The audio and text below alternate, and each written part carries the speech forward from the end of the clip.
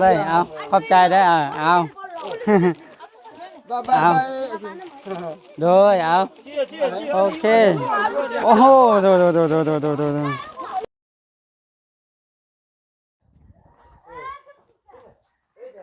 สบายดี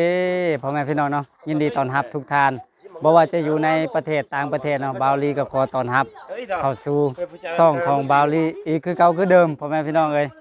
ก็ตอนนี้เฮาได้มาอยู่ที่บ้านผู้วานเมืองหลวงน้ำทาแขวงหลวงน้ำทาเนาะก็มาทีมงานของเฮานี่แหละมานำกันเนาะทางครูคิวครูดอยเนาะมาฮอดเป็นที่เรียบร้อย ครูคิวถือกล่องให้อยู่เนาะในหน้าตอนนี้ถ้ามีเว้าคิดในใจว่าบ่บอกแล้วนะครูคิว เนาะก็พอดีมาฮอดหมู่บ้านนี่ก็ไม่เห็นเด็กน้อยเอาป๊อกเอาแป๊กเนาะก็ถูกผู้ใส่เสื้อเด้อันนี้ไปใส่เสื้อได้ไหมอันนี้น่ะใช่นี่ไปอันนี้มันน้องไผมันน้องไผอันนี้มันน้องไผเอาเสือให้เราลงไปเอาเสือลงไปมีเสื้อได้ไหมโอ้เธอเจียน้องมาพร้อมเนี่ยสบายดีเฮ็ดเบิ่งโดยโอ้น่าฮักเด้เนาะ เถอะก็บ้านนี่กว้างพอสมควรตามที่เอามาเนาะมีจักหลังคาได้อ่ะ100ปลายพุ่นน่ะโอ้หลายอยู่เนาะเป็นส้นเผาหยังเด้ส้นเผาอาคารเนาะทั้งหมดเลยเนาะทั้งหมดบ้านเนาะโอ้โดยก็พอดีเฮามาแล้วไม่เห็นห้านค้าเนาะอยู่ในหมู่บ้านมี2ห้านค้าแต่ว่าห้านค้าตัวถ้ามีนั่นเฮาไปหั่นมันบ่มีขนมเฮาก็เลยมาห้านนี่เนาะเดี๋ยวเจ้าของห้านเพิ่นอยู่ไสหัวเอาปิดหาแล้วเด้ผู้นั้นติพอดีเฮานี่ห้านค้าครูคิวบ่เป็นก็ปิดแล้วลุงเนาะอันนี้เป็นเจ้าของหานะแน่บ่อนเปิดมันบ่อนนี้นี่คือพ่นแบบเนาะพ่นเลยพี่เฮาแม่เนาะนี่บ่อนเปิดปอบังอันนี้บังเฮียดเพิ่นเอิ้นว่าบังเฮียดน่ะครูคิวเขาเจ้าใส่ให้ยังเอายาใส่แล้วก็ปัดแล้วก็ดูดควันจากนี่ขึ้นมาย าสูบแม่นยาสูบบังยาสูบเนาะป้าแต่บังบ่ก็ใหญ่อารมณ์ก็ได้ผู้ใหญ่สูบได้เข้ามาเท่าเลยโอ้ของบ่เฒ่าอ่ะโดยสบายดีโอ้ลองเฮ็ดเบิ่งดูบ่เฒ่าอันน่ะบ่เฒ่าโอ้ยเพิ่นเลยโอ้แบบนี้เนาะเอายามาใส่นี่เนาะอันนี้ใส่นี่โดยเอาเบิ่งซื้อเอาโดยเดี๋ยวลงมาลุมไปเดี๋ยวเสียครูคิวเห็นอยู่ดิเฮาสิเห็นแนวใดอันนี้ป้าขนมนี่แม่นติมันขนมเอาแบบนี้เนาะครูคิวเนาะเดี๋ยวเฮาซื้อก่อนเนาะซื้อก่อนมีแก๊สเป่าบ่นะมีเอาแก๊สเป่ามาให้เด้อเดี๋ยวเขาจะนับใส่แล้วก็ว่ามีเท่าใด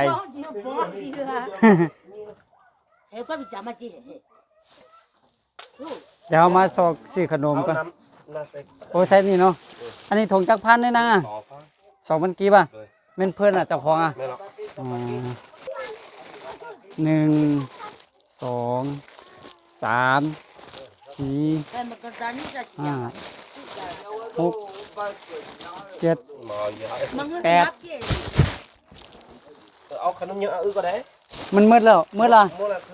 ขนมมันมืดแล้วมีแต่จะนี่เอาก็ได้เอาสภาพคือเก่าหมดแบบนี้ก็ 2,000 เนาะ8 9 10 11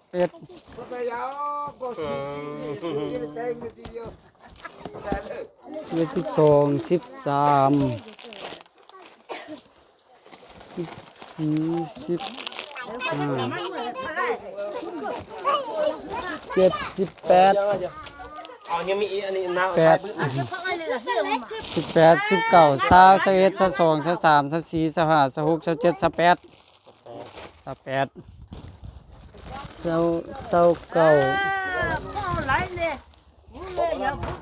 เราเอา30เลย30 31 32หลายเถอะ 32 33 34 36 36 เดี๋ยวอีกเราบอกจะออกมา โดยเมื่อแล้วนี่เนาะ36 บ่เราหนุ่มเสือเนี่ยบ่เราเสือ ตอนนี้เฮาเลือกซื้อขนมแบบนี้ได้36ถุงแล้วเนาะแต่เฮาก็จะซื้อไว้นี่แหละบางทีเด็กน้อยมาหลายนะ เอาไปห่อ14เลย36 38 40เอาห่อ50แล้วกัน โดยให้แล้ว 40เอาอีก10เนาะ มันจะเท่าอ้าว10ต่อ42อ่ะตัวนี้บ่เอาเลยตัวนี้นะโดย เอาเลย หมดแล้วเนาะอันนี่เนาะ เอาเลยเอา อ๋อโดยมีสำนี่ครูคิวขนมแบบนี้น่ะเนาะเฮาสิเฮ็ดแนวใดเนาะครูคิวเดี๋ยวยับมาทางนี้หมดทุกคนมาทางนี้หมดทุกคนมาเลยมาทางนี้เลยมาพี่มาพี่ เฮ้ยยินเล่นเท่ายินเล่นเท่า บ่เรียนเลยครูคิวมาทางนี้แล้วก็มอบแล้วก็ออกมาทางนี้เลยยับไปพุ่นยับไป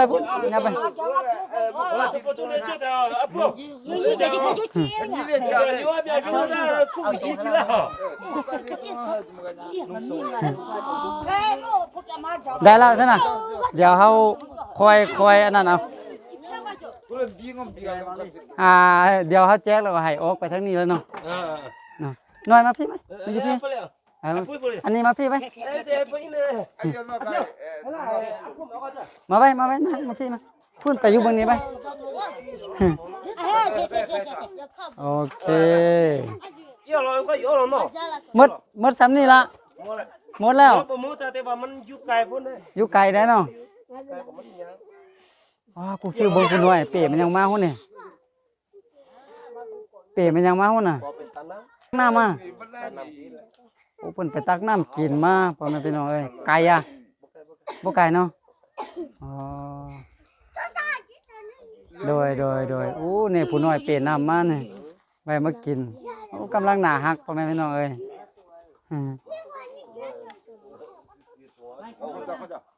นั่งกินขนมก่อนให้เพิ่นก่อนเนาะเพิ่นนักเนาะให้เพิ่นก่อนโอ้ใช่นี่น่ะขอบใจได้ลูกขอบใจได้โดยไปเลยวันนี้น่ะนักโอเคจะเริ่มยายแล้วเด้อสบายดีก่อนสบายดีโดยเขาเมื่อเนาะ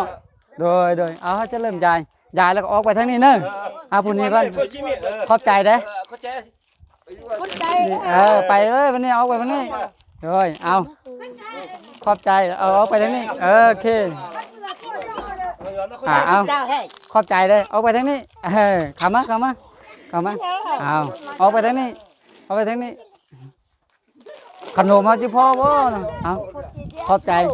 เอาไปทางนี้เอาขอบใจได้ลูกขอบใจโอ้นี่ก็ไม่ได้เลยโอเคเอาไปทางนี้เด้อเอาโดยเอาไปทางนี้เอาโดยออกมาทางนี้เด้อมาทางนี้เอาโอ้นี่มี2คนเอาเลยเดี๋ยวไปทางนี้โอ้เอาขอบใจเด้อขอบใจโดยออกไปทางนี้เอานะขอบใจเด้อขอบใจไปทางนี้ไปทางนี้เอาเลยขอบใจเด้อ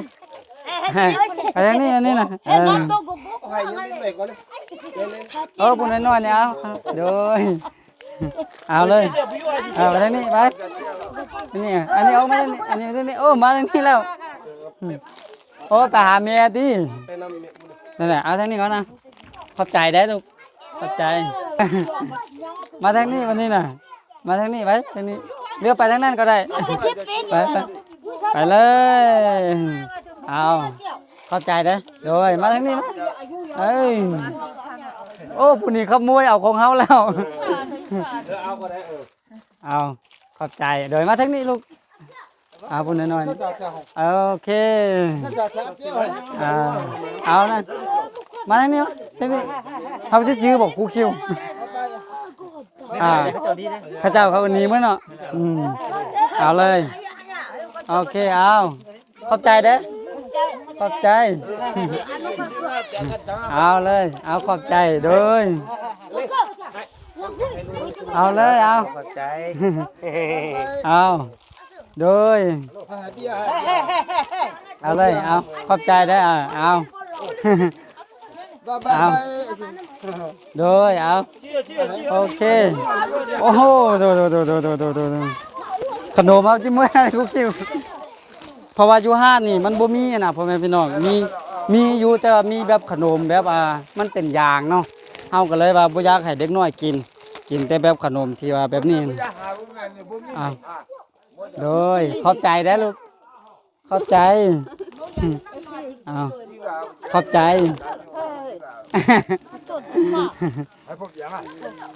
เอา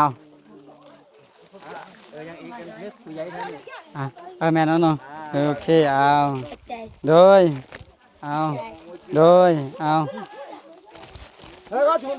โดยเอาโดยเมื่อแล้วก็ครูคิวยังจะคนบ่ได้น่ะยังจะคนเมื่อแล้วก็ดิเบิ่งยัง1 2 3อันนี้ได้ที่ได้แล้ว1 2 3คนอันนี้บ่ได้ที่นี่น่ะบ่ได้เด้อ1 2 3 4 5กับนี่เนาะ5คนเบิ่งหาซอกเบิ่งขนมกันเด้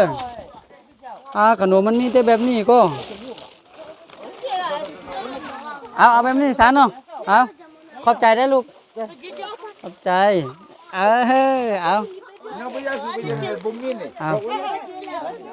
โดยสีแล้วเนาะยังจะคนบ่ได้ยังคนเนี่ยโดยโอเคยังเนี่ยจักอันแล้ว4 5 6แล้วเนาะ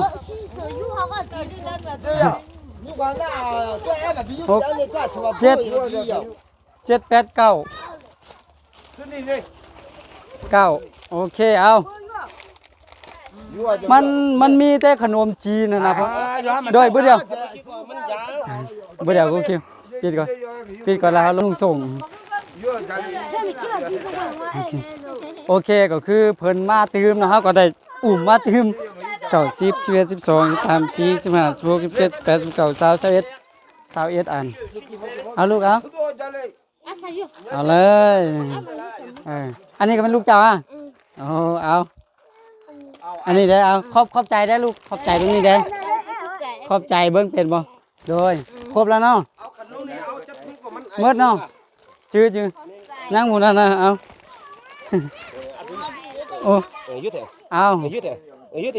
เอาเลยครบเนาะโอเคเหลือซ้ำนี้เขาจะได้ส่งคืนโอ้ยังเจ้าของเฮือนเอาโอเคว้าวโธ่มาพวกหลายๆพี่น่ะเขาซ้ำอันนี้แค่นั้นเนาะ